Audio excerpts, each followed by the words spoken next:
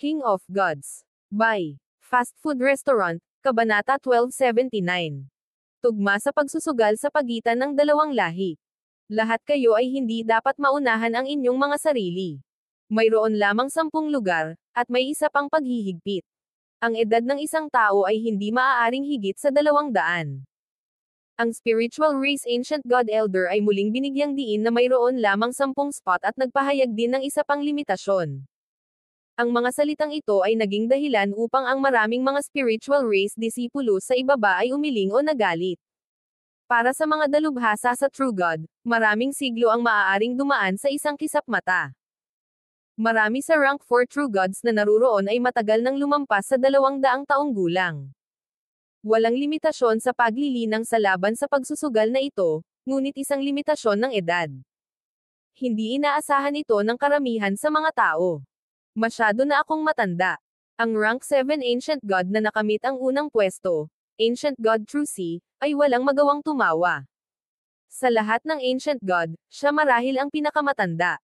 Bagamat nagawa niyang makuha ang unang pwesto sa paligsahan para sa spiritual race, wala siyang swerte pagdating sa laban na ito sa pagsusugal. Hindi ko akalain na magkakaroon ng ganitong paghihigpit. Nang marinig ng Ancient God Ice Origin ang tungkol sa paghihigpit na ito, ang kanyang mga mata ay nagningning ng mas maliwanag na liwanag. Nagkataon lang na siya ay 190 taong gulang. Bukod dito, marami sa mas lumang henerasyon ng mga Sin Ancient God ay hindi katugma para sa kanya. Bilang karagdagan, batay sa kanyang nalalaman, siya lamang ang Ancient God ng spiritual race na ang edad ay hindi lalampas sa 200. Parang ang 10 tao sa kabilang panig ng laban sa sugal na ito ay matatalo ko lahat.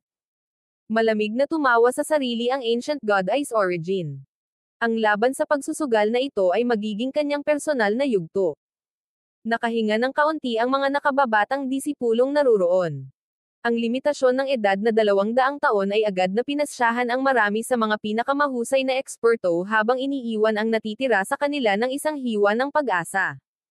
Ngunit sa sandaling ito, ang mga ulap sa itaas ay umungol at nagsalita ang isang pagod na boses. Ang matandang ito ay nagmamasid sa paligsahan ng Pure Spirit Sacred Water ngayon at nakatukoy na ng 5 pwesto. Habang nagsasalita ang boses, isang napakalaking ilusyon ng isang matandang lalaki ang namuo sa kalangitan. Agad na napatingin ang lahat sa larawang ito. Ang isang minorya ng mga pangunahing disipulo at ang Ancient God Elders ang tanging nakakilala sa figure na ito bilang 5th Elder ng spiritual race. Ang kanyang mga salita ay agad na nagpagulo sa mga tao. Napag-alaman na ang upper echelon ng spiritual race ay inoobserbahan ang Pure Spirit Sacred Water Contest at nakapili na ng ilang kandidato. Napuno na ang 5 sa mga pwesto, 5 pwesto na lang ang natitira para sa iba pa. Ang Ancient God Ice Origin, True God Long Yuan, Zhou Fang, Zhang Yutong, Bao Yuan. Ang 5 taong ito ay maaaring direktang lumahok sa laban sa pagsusugal sa pagitan ng 2 karera. May tumututol ba sa inyo? Ang mukha ng elder ay nagpakita ng walang hanggan na kamahalan. Hindi. Ang mga taong likas na napili ay hindi tatanggihan ang napakagandang pagkakataon. Kahit sino ay maaaring makipagkumpetensya para sa natitirang 5 pwesto. Nagpatuloy ang spiritual race 5th elder. Elder, babalik ako at maghahanda para sa laban sa pagsusugal. Pagmamalaki ng Ancient God Ice Origin. Ang kanyang mga salita ay agad na nakakuha ng atensyon ng mga tao. Mukhang ang Ancient God Ice Origin ay ang nag-iisang Ancient God na wala pang 200 taong gulang. Ang pinakamalakas na tao sa laban sa sugal na ito ay malamang na siya. Siya ay tiyak na magdadala ng dakilang kaluwalhatian sa spiritual race. Hindi na itago ng mga disipulo ng spiritual race ang kanilang paghanga at inggit habang nakatingin sila sa Ancient God Ice Origin. Maaari kang pumunta. Kung mayroong anumang bagay na hindi mo naiintindihan, humingi ng patnubay mula sa isang spiritual race elder. Magiliw na sabi ng elder sa langit. Sa Ancient Gods of the spiritual race, tanging ang Ancient God Ice Origin lang ang may karapatang makilahok sa laban sa pagsusugal. Top class din ang lakas ng Ancient God Ice Origin. Malaki ang pag-asa sa kanya ng spiritual race. Si Zhao Feng at ang 3 pang napili ay umalis din kaagad. Kung tutuusin, sumasali rin sila sa laban ng sugal. Ang kanilang mga kalaban ay ang 10 pinakamalakas na tao na maaaring ipadala ng Blazing Gold Race. May 2 buwan pa bago ang laban sa pagsusugal. Nais nilang lahat na madagdagan ng kaunti ang kanilang lakas upang maipakita nila ang isang mas mahusay na pagganap. Brother Fang. Naabutan ni Zhao Yufei si Zhao Fang para sabay silang umalis. Bagamat ang laban sa pagsusugal ay may paghihigpit sa edad, wala itong paghihigpit sa paglilinang. Ang 5 natitirang pwesto ay malamang na karamihan ay kukunin ng rank 6 True Gods. Sa kabilang banda, si Zhao Yufei ay kaka-rating lang sa antas ng rank 5 Quasi-God, kaya natural na wala siyang pag-asa na makakuha ng pwesto.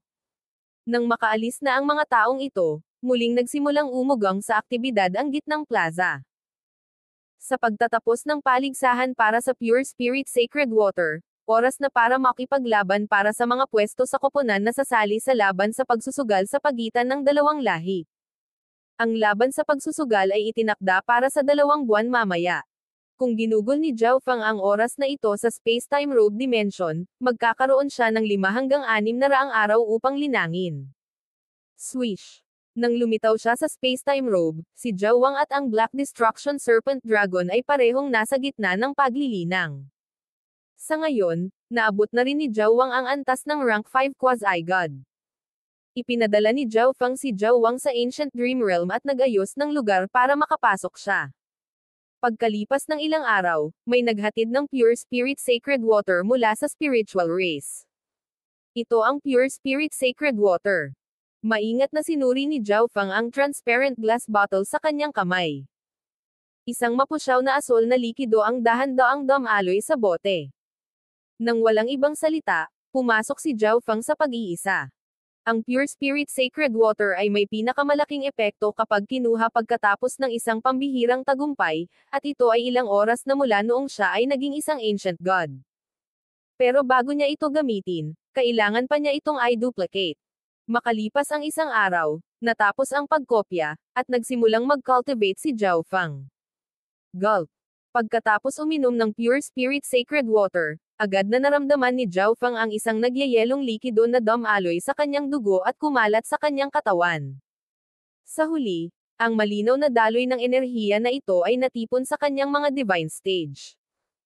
Makalipas ang 20 araw, ang enerhiya sa paligid ng katawan ni Zhao Fang ay dahan-daang bumaba. Sa sandaling ito, kahit na ang mga Ancient God ng parehong antas ay hindi makakaunawa sa tunay na antas ng paglilinang ni Zhao Fang. Ito ay patunay na ang divine stage ni Zhao Fang ay ganap na na-stabilize at ang kanilang enerhiya ay ganap na pinagsama. Si Zhao Fang ay mayroon na ngayong ganap na kontrol sa kapangyarihang ito. Ang mga epekto ay kamanghamanghang. Ang mga epekto ng Pure Spirit Sacred Water ay higit na nalampasan ang inaasahan ni Zhao Fang. Natuklasan din niya na ang kanyang katawan ay natatakpan ng isang layer ng madilim na pulang dumi. Ito dapat ang mga dumi na itinapon ng Pure Spirit Sacred Water mula sa aking dugo habang nililinis ang Divine Body. Isang nag-iisip na tingin ang lumitaw sa mukha ni Zhao Fang. Karaniwan, pagkatapos maabot ang antas ng True God, ang Divine Body ay hindi magkakaroon ng ganito karaming mga dumi. Gayunpaman, napakaraming pinatalsik ni Zhao Fang. Ang problema ay malinaw sa kanyang kadugo. Parang hindi ako naging maingat habang pinapalakas ang aking bloodline. Biglang naintindihan ni Zhao Fang. Ang kanyang bloodline ay orihinal na napakababang antas, ngunit ngayon ay nasa pinakamataas na libo ng 10,000 ancient race. Ito ay isang napakalaking pagkakaiba. Sa prosesong ito, ang kanyang dugo ay may maraming dumi na hindi kayang dalisean, at sila ay pinatalsik na ngayon. Kapag naalis ang mga dumi na ito, dapat na mabilis na lumakas ang aking bloodline. Tuwang-tuwa si Zhao Fang. Naranasan niya ang mga epekto ng Pure Spirit Sacred Water. Sa kanyang kakayahan sa pagkopya, ganap niyang kayang gawin ito ng maramihan. Siyempre, hindi niya hahayaang lumabas ang bagay na ito.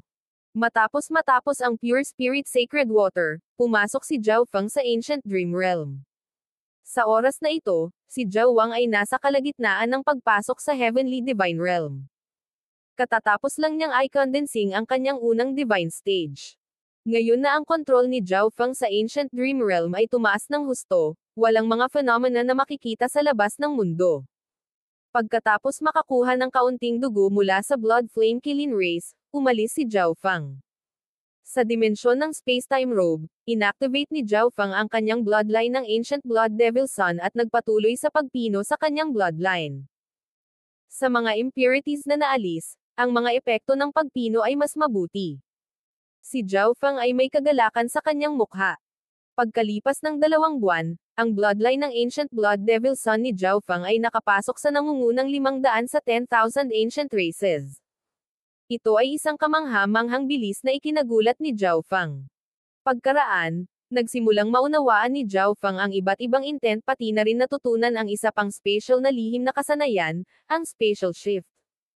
Ibinahagi ng spatial shift ang parehong likas na katangian ng instant movement, ngunit ang spatial shift ay naglagay ng higit na diin sa distansya, na nag-maximize sa distansya na maaaring maglakbay. Ang isang instant movement ay maaaring sumaklaw ng ilang daang libong li, ngunit ang isang spatial shift ay maaaring sumaklaw ng 1,000,000 li sa pinakamababa, ang katumbas ng isang teleportation array sa Ancient Desolate Realm of Gods. Napakataas ng mga kinakailangan ng spatial shift. Ang isa ay kailangang magkaroon ng hindi bababa sa level 6 space intent. Si Zhao Fang ay kasalukuyang mayroong level 5 space intent, ngunit na-boost iyon sa level 6 sa tulong ng space-time robe. Ito ay sapat na upang matugunan ang mga pamantayan ng spatial shift. Sa sandaling ito, naiintindihan lamang ni Zhao Fang ang mga mahahalagang bagay ng spatial shift, na kanyang ginaya at hinulaan sa kanyang isipan. Si Zhao Fang ay gumugol ng higit sa 500 araw sa space-time robe bago tuluyang umalis. Sa oras na ito, ang tanging tao na naruroon sa gitnang plaza ay ilang makapangyarihang spiritual race elders at ang mga batang disipulong nakikibahagi sa laban sa pagsusugal. 4th Elder, 5th Elder. Si Zhao Fang ay namangha.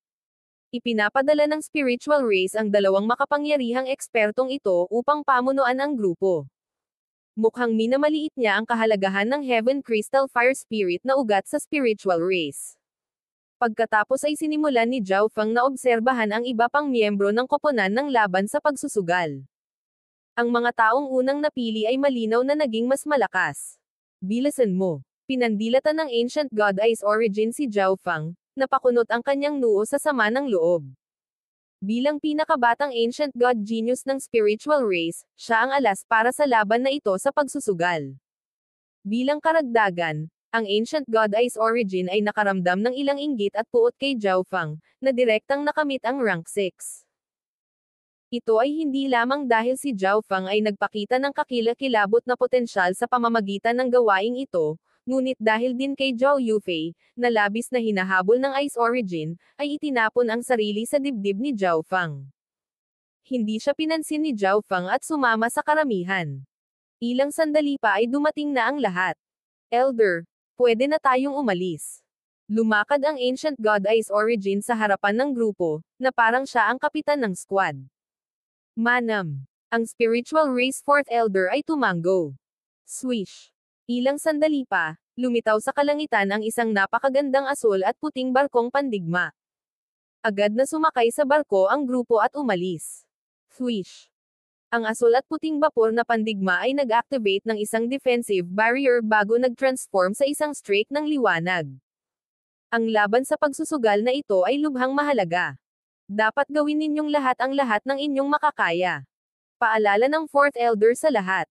Ang Heaven Crystal Fire Spirit mismo ay napakahalaga, ngunit ang karangalan ng magkabilang lahi ay nasa linya din. Ang laban na ito ay makakaimpluwensya pa sa sitwasyon sa hinaharap sa pagitan ng 2 karera. Ang ugat na ito ay mas kapaki-pakinabang sa Blazing Gold Race. Kung nakuha nila ang kanilang mga kamay sa ugat, maaari nilang malampasan ang spiritual race sa loob ng 1,000 taon. Tumango ang mga kalahok. Sa 2 buwang ito, nakatanggap sila ng personal na pagsasanay mula sa mga elder ng spiritual race, at ang kanilang mga divine artifact ay no-upgrade at napabuti sa napakalaking gastos.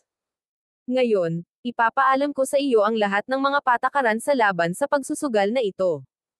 Para sa laban sa pagsusugal na ito, ang bawat karera ay magpapadala ng 10 tao na ipapadala sa pag-ikot.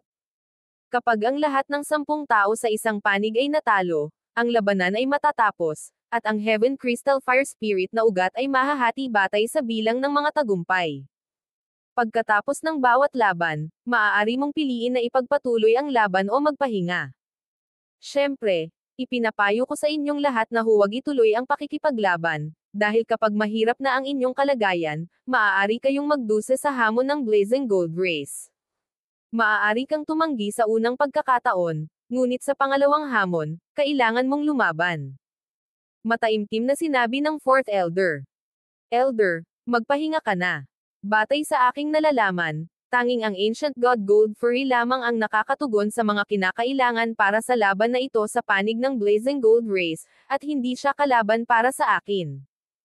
Ang Ancient God Ice Origin ay nagbigay ng kumpiyansa ng ngiti.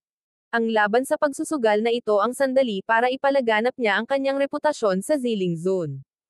Determinado ang Ancient God Ice Origin na manalo.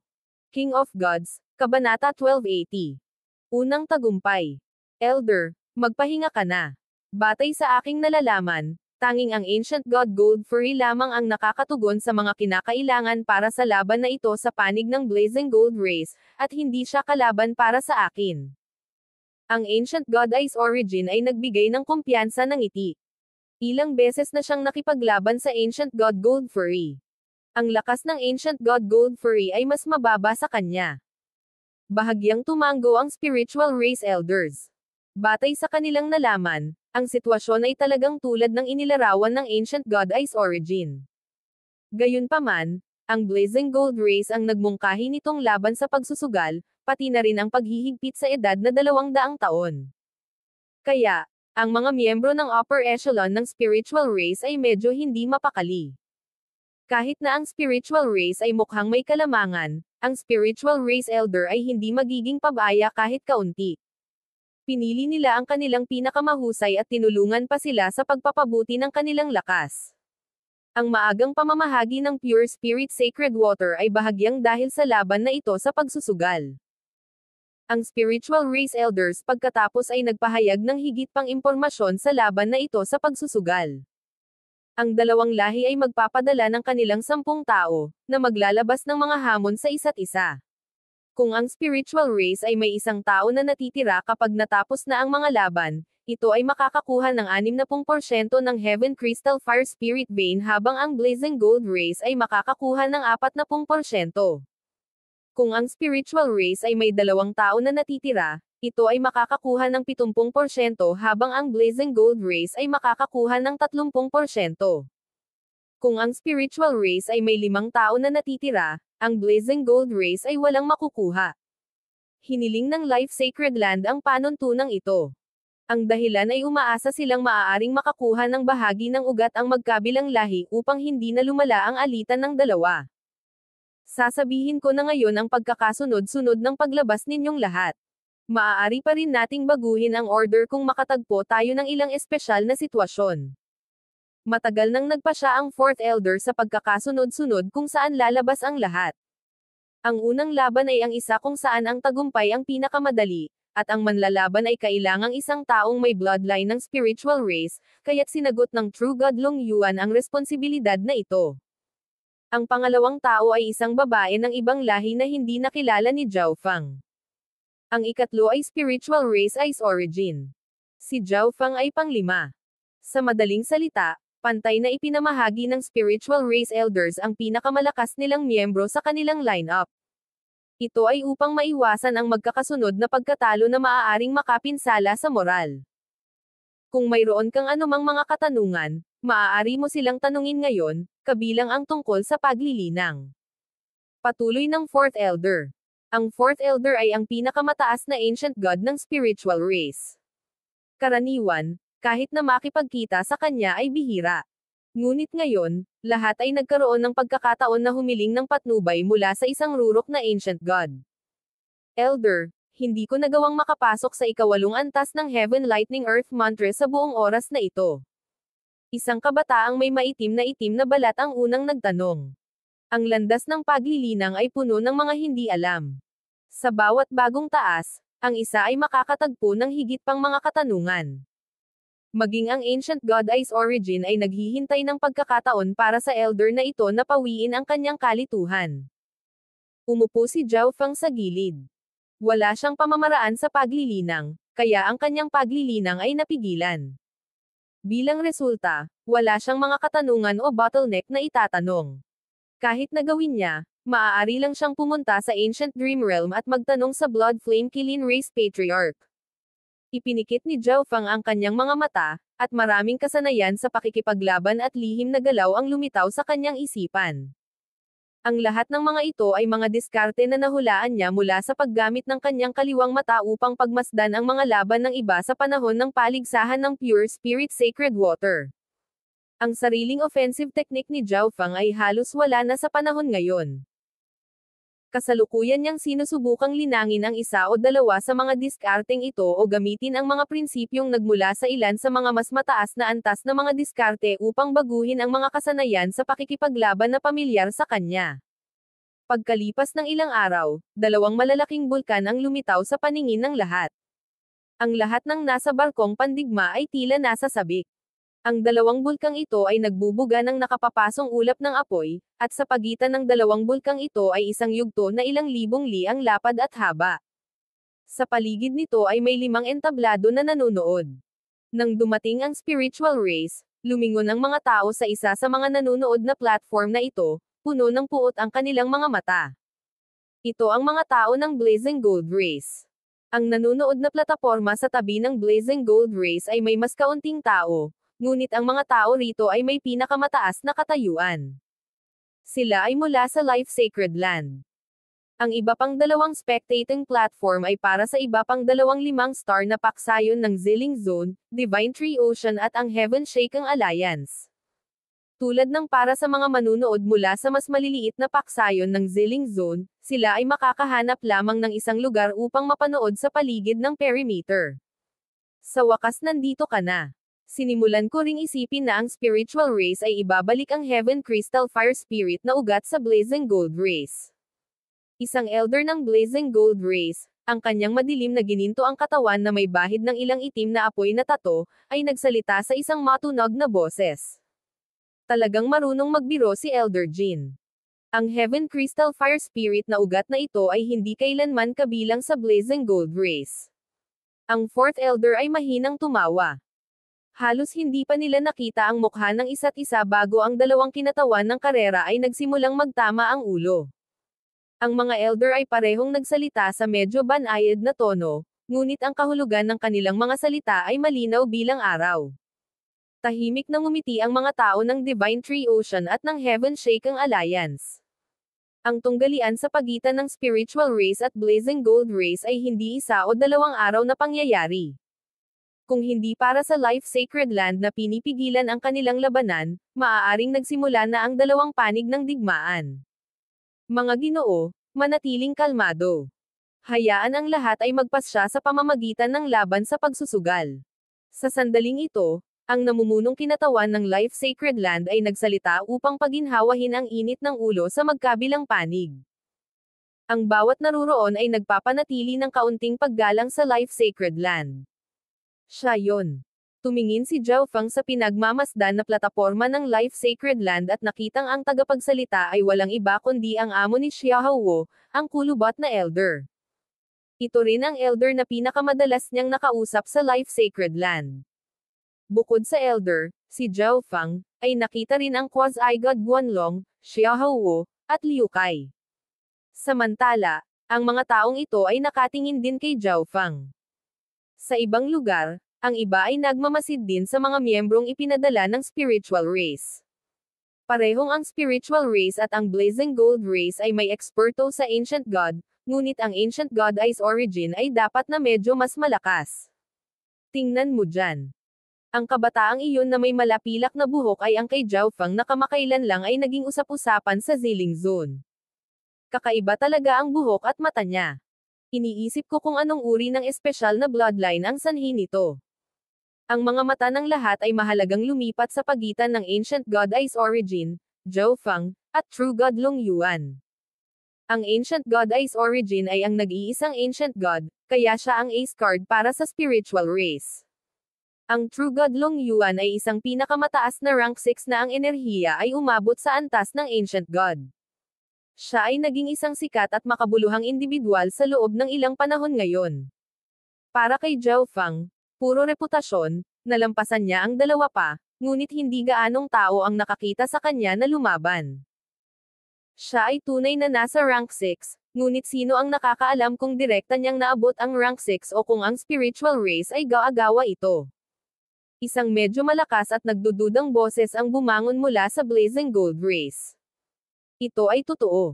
Pagkatapos ng lahat, ang direktang pagpasok sa rank 6 ay napakaganda. Kahit na ang mga henyo ng Sacred Lands ay hindi makakamit ang gayong gawain. Kaya, ang karamihan ng mga tao ay nagdududa pa rin tungkol sa bagay na ito. Zhao Feng. Ang mga mata ng Blazing Gold Race Elder ay tumigil din kay Zhao Feng ng ilang sandali. Ang Blazing Gold Race ay nagpadala ng isang ancient god noong nakalipas na panahon upang harangin at patayin si Zhao Feng, ngunit hindi nagtagal, nawala sa kanila ang kontak sa ancient god na ito. Ang mga taong sumunod sa ancient god na ito ay hindi rin alam kung ano ang nangyari dahil wala sa kanila ang aktwal na nakakita ng labanan sa pagitan ng isang armadong lalaki at ni Zhao Feng.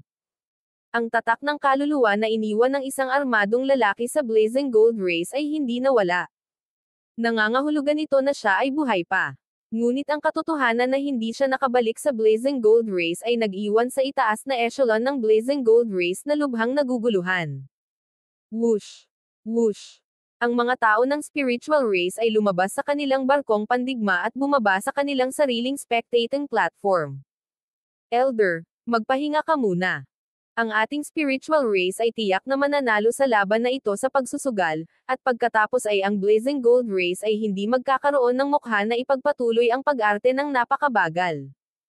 Bulong ng Ancient God Ice Origin sa 4th Elder. Bagamat mahina siyang nagsalita, naririnig ng lahat ng nasa Blazing Gold Race. Maliban sa mataas na echelon ng Blazing Gold Race at ilang eksperto, ang iba sa mga miyembro ay umungol sa galit.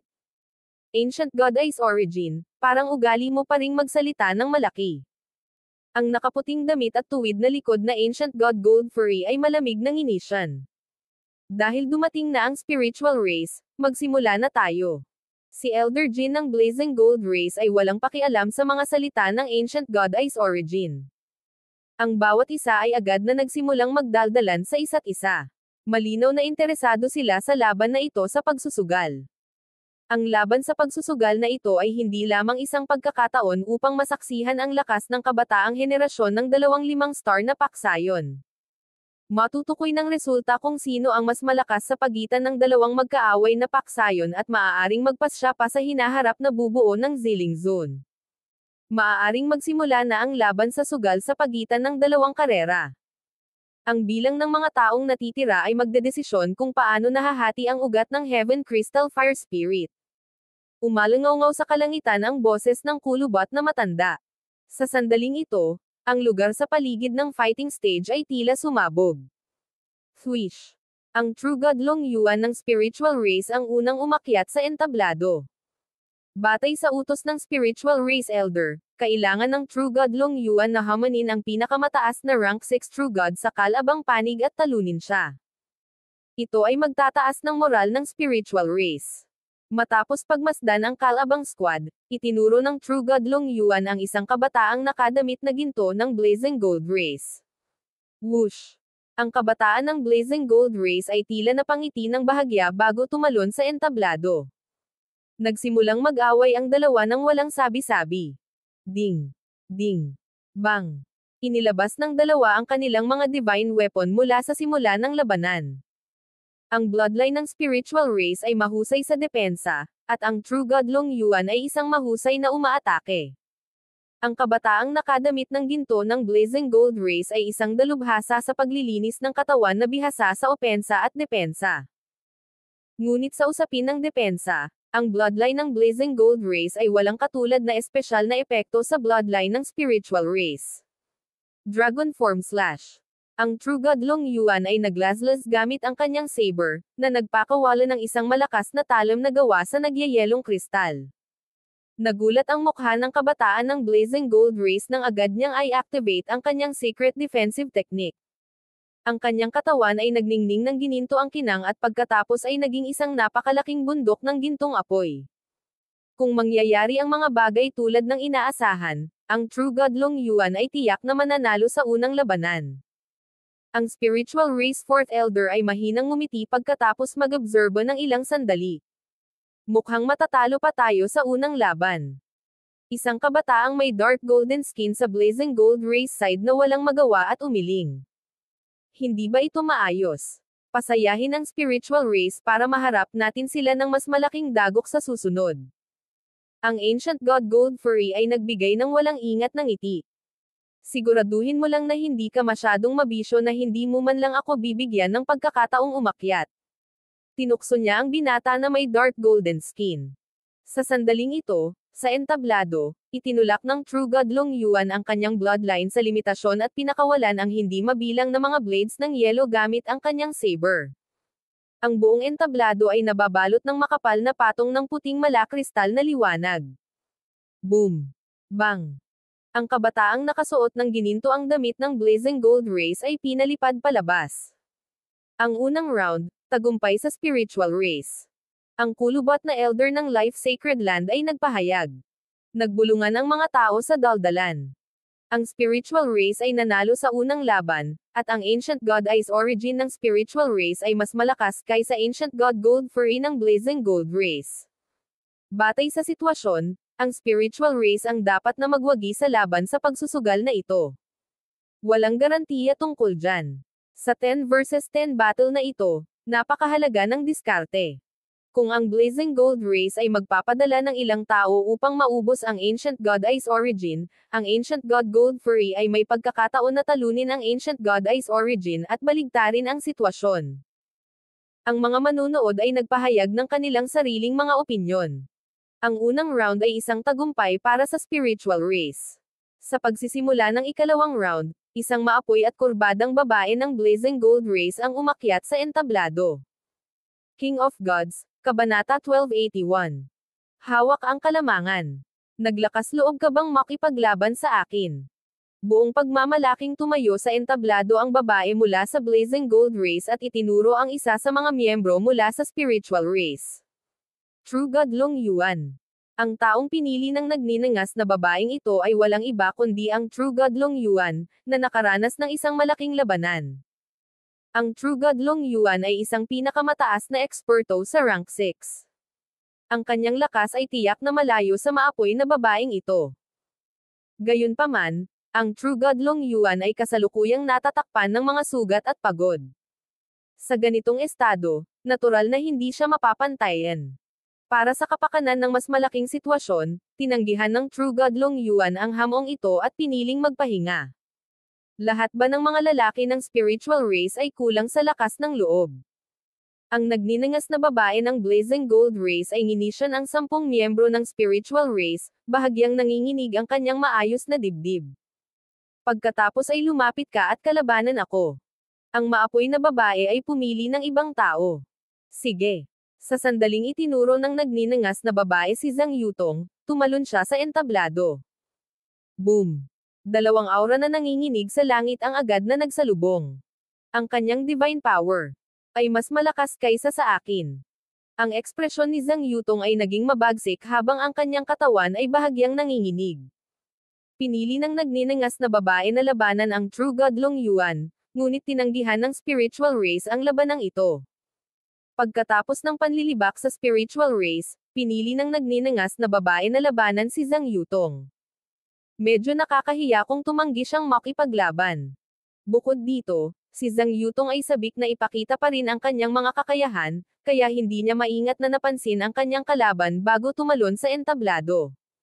Ngayon, lumilitaw na ang maapoy na babaeng ito ay medyo mas malakas kaysa sa kanya. Thump. Biglang sumabog ang lugar na kinatatayuan ng nagninangas na babae. Pagkaraan ng ilang sandali, ang babaeng ito ng blazing gold race ay sumugod sa gilid ni Zhang Yutong. Kasabay nito, pinaandar niya ang kanyang bloodline habang ang kanyang kanang kamay, na may suot na itim na guwantes, ay sumabog sa galit ng isang bulkan kay Zhang Yutong. Buzz!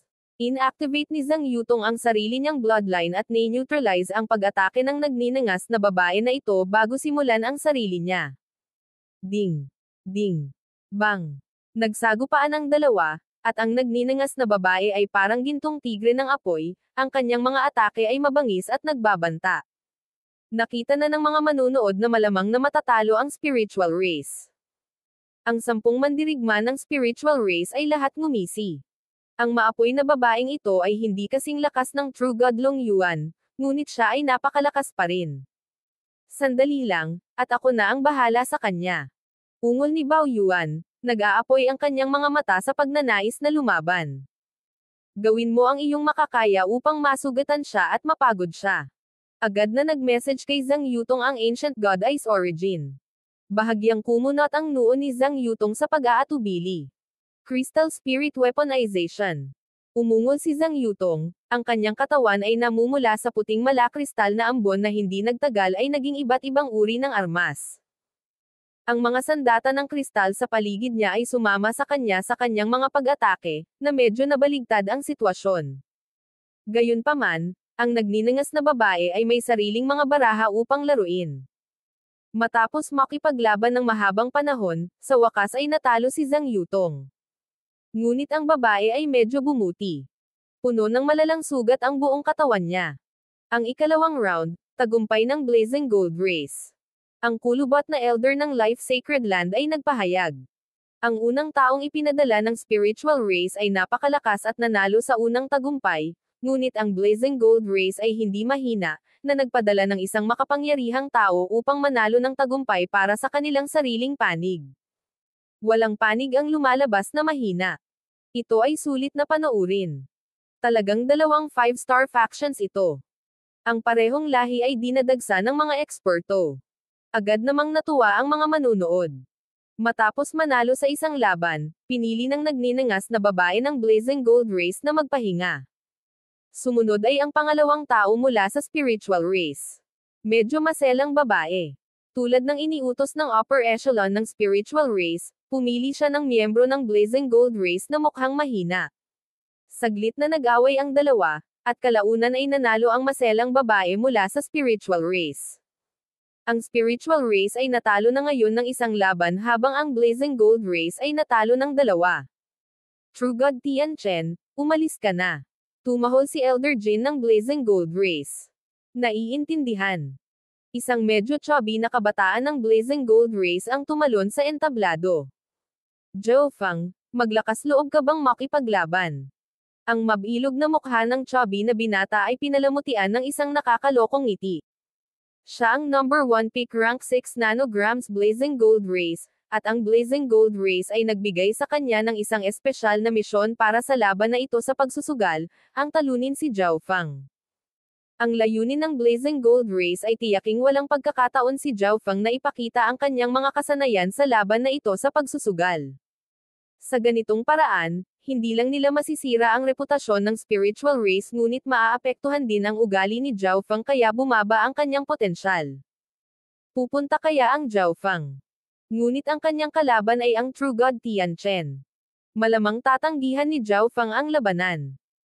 Pagkatapos ng medyo nakakainip na laban mula noon, ang Blazing Gold Race ay nagpapadala na ngayon ng True God Tian Chen, at hinamon niya si Zhao Feng ng spiritual race. Agad na tumutok ang mga manunood sa entablado. Hihihi. Ang True God Long Yuan ay mahinang tumawa sa sarili. Medyo pamilyar siya sa True God Tian Chen. Ito ang pinakamagandang pick na rank 6 True God ng Blazing Gold Race. Gayunpaman, ang True God Long Yuan mismo ay isang outstanding pick rank 6 True God ng spiritual race, ngunit hindi man lang siya makatagal ng 10 galaw laban kay Zhao Feng. Kaya, naniniwala siya na ang True God Tian Chen ay gumawa ng pagkakamali. Makikipaglaro ako sa iyo. Nakangiti si Zhao Feng habang umaakyat sa stage. Si Zhao Feng ay naiinip na. Nako, panglima siya sa pila at hindi na unang umakyat. Ang pagkatalo sa isang tao ay kikita siya ng 20,000 puntos ng kontribusyon. Nang makita niya itong mataba, 20,000 kontribusyon na puntos lamang ang nakikita ni Zhao Feng na inihahatid sa kanyang pintuan. Boom! Ang True God Tian Chen ay agad na nag-activate ng kanyang Blazing Gold Race bloodline. Ang mga gintong inscription ay nagsimulang gumapang sa kanyang katawan habang ang nagninangas na gintong apoy ay umaalingaw-ngaw sa buhay. Ang Blazing Gold Race ay nireranggo sa ika-21 sa mga ancient bloodline, at ang dugong ito ay nagdulot ng napakalaking presyon kay Zhao Fang. Blazing Cloud Palm. Matapos ay activate ang kanyang bloodline, ang True God Tian Chen ay bumangon sa hangin at hinampas ang dalawang palad. Dalawang gininto ang palad ng apoy na natatakpan ng mga larawan ng mga ulap na bumaril pasulong na may momentum na tumataob sa bundok. Water Lightning Sacred Palm. Inactivate ni Zhao Fang ang kanyang Sacred Lightning Body, binago ang kanyang 5 Elements Divine Power sa Water Tribulation Lightning Energy, at pinaputok ang kanyang sariling palad. Mukhang hindi masama ang swerte mo. Alam mo talaga ang Water Intent, na makakalaban ng apoy. Sinuri ng True God Tian Chen si Zhao Fang na may mapaglarong ngiti. Si Zhao Fang ay medyo hindi kapanipaniwala para sa isang taong kakapasok lang sa rank 6. Ngunit ang True God Tian Chen ay isa sa pinakamahusay na pinakamataas na rank 6 True Gods, at naramdaman din niya na ang bloodline ni Zhao Fang ay napakababa. Kaya, tiyak ang pagkatalo ni Zhao Fang. Golden Light Sacred Body. Ang True God Tian Chen ay nag-activate ng sarili niyang espesyal na konstitusyon. Agad na sumabog ang kanyang katawan sa nakakasilaw na gintong liwanag. Ito, kasama ang kanyang matambok na figure, ay ginawa siyang parang isang gintong Buddha. Ang pisikal na enerhiya na maaaring sugpuin ang lahat ng bagay ay nilamon si Zhao Fang. Isang pisikal na katawan ng halos antas ng Ancient God. Lumubog ang mga mata ni Zhao Fang. Ang kanyang Sacred Lightning Body ay walang bentahe kapag nakikipaglaban sa sariling pisikal na katawan ng True God Tian Chen. Boom! Matapos ay activate ang Golden Light Sacred Body, ang True God Tian Chen ay bumaril patungo kay Zhao Fang na parang gintong bundok. Ang mga eksperto sa pagpapadalisay ng katawan ay likas na sanay sa malapitang labanan. Ang True God Tian Chen, ang kanyang katawan na puno ng nagbabagang apoy, ay malapit ng makabangga kay Zhao Fang. Swish! Ang mga spatial blurs ay nagsimulang magpatong sa katawan ni Zhao Fang. Ilang sandali pa, nawala siya sa paningin ni True God Tian Chen. Whoosh! Ang True God Tian Chen ay lumipad sa mismong posisyon na inookupahan ni Zhao Fang ilang sandali lang ang nakalipas. Sa likod ko, nabalisa ang isip ni True God Tian Chen. Sa oras na lumingon siya, nagpaputok na ng palad si Zhao Fang. Boom! Bang! Ginawa ng True God Tian Chen ang lahat ng kanyang depensa upang harangan ang pag-atake ni Zhao Fang. Nag-aapoy ang apoy at tubig sa kanyang katawan, dahilan para tumaas ang singaw sa hangin. Space Intent. Ang mga mata ng True God Tian Chen ay kumislap. Bagamat maaari rin niyang gamitin ang Space Intent, hindi niya magawa ang ginawa ni Zhao Fang. Saan ka nakatingin? Ang boses ni Zhao Fang ay umalingaw sa tainga ng True God Tian Chen. Boom! Isa pang malakas na pag-agos ng Water Tribulation Lightning Divine Power ay lumabas mula sa likod ng True God na si Tian Chen. Kalokohan. Medyo nagalit si Tian Chen. Bilang isang dalubhasa sa pagpapadalisay ng katawan, mayroon siyang makapangyarihang katawan, at ang kanyang mga pag-atake ay napakatindi at mabangis. Ngunit maaaring gamitin ni Zhao Fang ang Space Intent at maiwasan lamang ang direktang komprontasyon. Hindi ko akalain na si Zhao Fang ay may malalim na kaalaman sa Space Intent. Mukhang nasa hangin pa rin ang kinalabasan ng labanang ito. Namangha lahat ang mga nanonood. Ang isang taong may malakas na Space Intent ay talagang may nangingibabaw na kalamangan sa bilis. Dahil dito, nagkaroon na si Zhao Fang ng kakayahang makipaglaban sa True God Tian Chen. Ikaw ang may gusto nito. Ang ekspresyon ng True God Tian Chen ay naging mahigpit at marangal. Swish! Isang pulang-pula na saber ang lumitaw sa kanyang kamay. Ang talon ay 1 metro ang haba at may matangkad na imahe ng isang gintong dragon na nakasulat dito. Ibinuhos ni Tian Chen ang kanyang divine power sa saber. Sa isang iglap, isang madugong apoy ang lumabas mula sa sable at sumanib sa gininto ang apoy sa katawan ni True God Tian Chen, na bumubuo ng napakalaking flame dragon na pumulupot sa paligid ng True God Tian Chen. Ang enerhiyang ito. Isang mataas na kalidad divine weapon. Naningkit ang mga mata ni Zhao Fang. Lumilitaw na ang Blazing Gold Race ay may mataas na pag-asa sa True God Tian Chen. Talagang binigyan nila siya ng mataas na kalidad na divine weapon. Habang pinipigilan ang kanyang cultivation, napakahirap para kay Zhao Feng na talunin ang pinakamataas na rank 6 True God. At ngayon, ang True God Tian Chen ay nagpahayag din ng mataas na kalidad na divine weapon. O langit, ito ay isang mataas na kalidad na divine weapon. Tapos na si Zhao Feng. Nagkagulo ang mga tao. Nagsisimula na ring mag-alala ang mga manlalaban ng spiritual race. Alam nilang lahat na si Zhao Feng ay hindi nagmula sa anumang mahusay na background, at sa panahong nakilala nila siya, hindi pa nila siya nakitang kumuha ng anumang uri ng divine artifact. Ngayon na ang True God Tian Chen ay naglabas ng isang dekalidad na divine weapon, ang kanyang lakas ay katumbas ng isang rank 7 True God. Kung ganoon, tapusin na natin ito. Unti-unting humina ang aura ni Zhao Feng. Nagpapayag. Naniniwala ang True God Tian Chen na sumusuko na si Zhao Feng, at hindi niya maiwasang mapasenggal sa panunuya. Ngunit ilang sandali pa, isang malakas na eye intent ang bumaril mula sa silver eye ni Zhao Feng. Ang buhok ni Zhao Feng ay sumayaw ng maayos sa hangin, bawat pilak na hibla ay dumadaloy na may maraming kulay. Tribulation Lightning Eye Flame. Nakatutok ang mata ni Zhao Feng, ang imahe ng puting kidlat na apoy na nabuo dito. Crack! Isang mapangarapan na ambon ang bumaril, at isang pagsabog ang umalangaw sa kaluluwa ni True God Tian Chen. Ito ay, bago pa magkaroon ng oras si Tian Chen na mag-react, nawalan siya ng malay dahil sa matinding sakit. Maging ang kanyang divine weapon ay nahulog mula sa kanyang mga kamay. Boom! Bang! Inilabas ni Zhao Feng ang isang palad, pinaalis ang True God Tian Chen sa entablado. Natalo ang True God Tian Chen. His. Natahimik ang buong paligid. Ang True God Tian Chen, na humawak ng lubos na kapangyarihan sa pagkuha ng kanyang mataas na kalidad na divine weapon, ay talagang natalo kaagad.